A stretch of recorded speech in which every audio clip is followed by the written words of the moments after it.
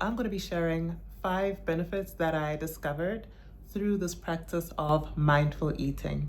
We were not watching anything, we were not reading any books, we were not listening to things, we were just confronted with our meal, trying our best to be present. Simple but effective. Benefit number 1 was improved satiety. Benefit number 2 is body awareness. Benefit number 3 is an improvement in your gut health.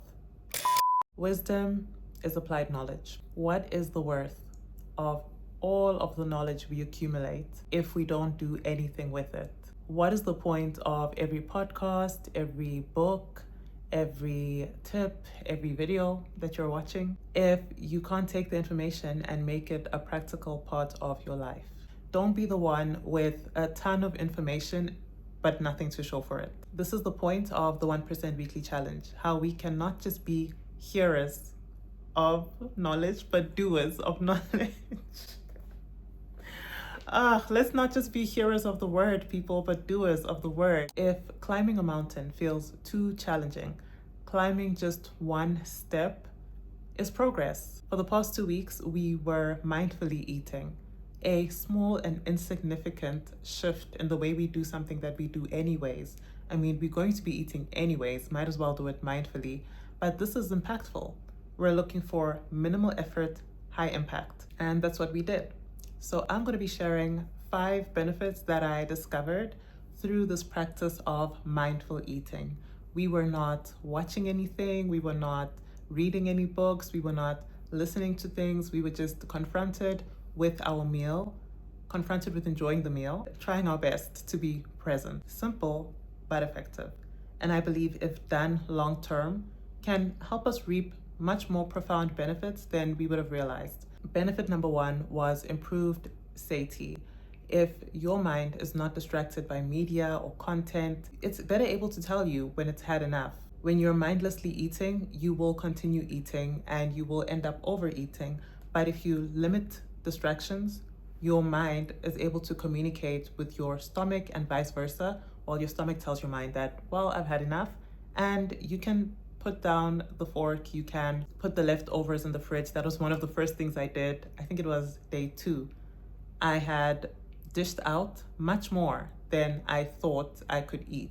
And so I had to put the rest away in the fridge and I had leftovers. If you're trying to lose weight or manage your portions, I believe that mindful eating is the one for you. Not just because you have stronger signals for when you're hungry and when you're full, but also because many people are not mindful about the food that they're eating. So besides just being able to be present in your meal, sometimes we lack the awareness of the kind of food that we eat. So for example, if 100% of your meals are spent mindfully, so no distractions, nothing besides company, that's okay. But if you are eating more mindfully, you will be able to notice a pattern in the foods that you eat. You might be like, man, this food is too oily. It's full of oil that makes me feel heavy after a meal. Or this food makes me feel sleepy afterwards. And you start to put 1 and 2 together and realize the food that is not for you. You start to get tired of junk food and you may want better for yourself if you are mindful, not just when you're eating, but mindful of your eating patterns as a whole. You notice the times that you're snacking. Maybe you're snacking because you are trying to regulate your emotions. Maybe you are snacking because you are stressed or you're bored. So mindful eating extends to more than just being present for your meals, but also the preparation of your meals. Benefit number 2 is body awareness. Now, I kid you not. I kiddeth thee not. When I started mindful eating, maybe this is happening in tandem with my exercising, but just being more aware of my body, certain sensations, a bigger cue when it comes to thirst. Sounds simple, but it's significant.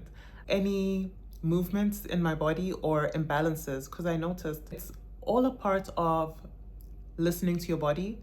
If you listen to your body to understand your digestion, the ability to hear your body increases. It's kind of like you strengthen that muscle. So the body is now used to sending signals from itself to the brain, and it's being respected because you're listening to your body. You're not just dismissing it. More aware of what's happening inside, internally, imbalances, discomfort.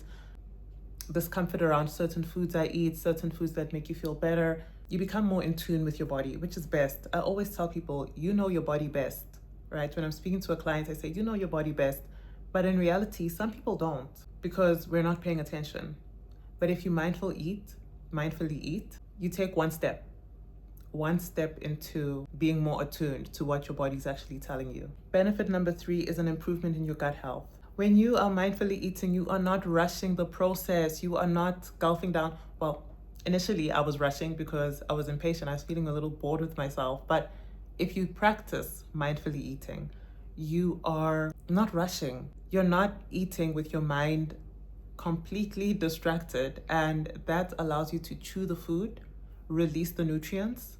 It allows your mouth to have enough, sorry if this is gross, enough saliva to lubricate the food. Your digestive enzymes are also releasing themselves to the food, and the whole digestive process is so much easier. So you are preventing indigestion, you are reducing gas, your gut microbiomes are happy. So all of it comes together to improve your gut health. So highly recommend mindful eating. Benefit number 4, it was a time saver. I saved so much time by not distracting myself while eating, because my usual habit, especially for dinner, breakfast and lunch not so much, but dinner and my days off, I just want to eat and watch something entertaining. I find it as a form of rewarding myself. And the thing with that is you'll watch one episode, cool. You've eaten your whole meal in that one episode, but you may have overeaten, you may feel too relaxed, and you reward yourself some more with more episodes. Next thing you know, 2 hours have gone by and you didn't get to doing the things you wanted to do, perhaps even sleeping, right? It's not always about productivity, but sleeping on time. You may sleep later because your body was just in the state of relaxation and I want to say slight addiction, but I don't want it to sound scary. So big plus for me was being able to eat, not till 100% satiation, but eating until 80% full and still having the energy to go about my day without wasting time. And the final benefit that I could perceive in just 2 weeks was catching up with myself. You know, maybe you are different, but most of us human beings in today's world, we rush through the day. We move so quickly. We hardly have enough quiet moments with ourselves. And so by using your meals as a moment to kind of have a little date with yourself, you get into a deeper zone of self-discovery. And I just love that. I just loved it because I could make jokes with myself. For some reason, a lot of memories came up. I remember eating this meal at work. It was just potatoes and tomatoes. I don't know whose idea it was to serve us that, but when I was eating, it brought me to my childhood because it felt so familiar. It was a meal that I believe I had a lot as a kid. And it just put a smile to my face. And I don't know if I would have had these memories if I was on my phone while I was eating or if I was watching something while I was eating, but just reconnecting with myself and checking in on where my thoughts are at, the recurring thoughts that are happening is really valuable. So if you're a very busy person, if you feel like you never have enough time for yourself, consider using your meals as a moment for you to just be with you. And that's it, people, for today's catch-up session. We will be diving into one more veggie for the next 2 weeks. So after this, we will be incorporating a little bit of vegetables. You see how we are trying to layer it on? Do you see this? Is anyone catching on to this? So if we start off with mindfully eating, we're more aware of what's actually on our plate. And then step 2 is how can we maximize what's on our plate? And then we go on and on. But that's neither here nor there. I will see you in the next 2 weeks. Take care.